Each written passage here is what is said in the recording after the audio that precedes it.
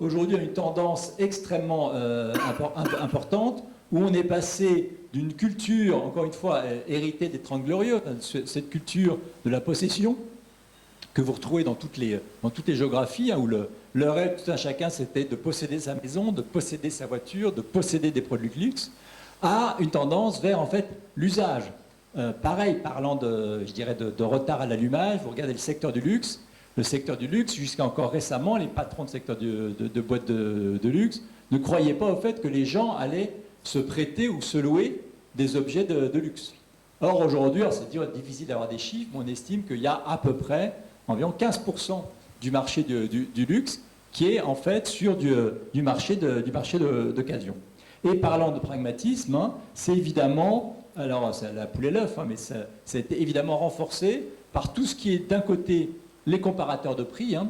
Donc là, vous avez quelques exemples, mais regardez dans le secteur du voyage au sens large, le succès d'une marque comme Kayak.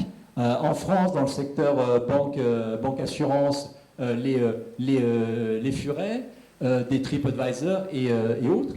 Et puis deuxièmement, l'apparition, dans cette notion de marketplace, l'apparition en fait de places de marché en termes de discount, et donc toutes les offres de dernière minute, les bons deals et autres, quand vous regardez le succès de KGB ou Groupon.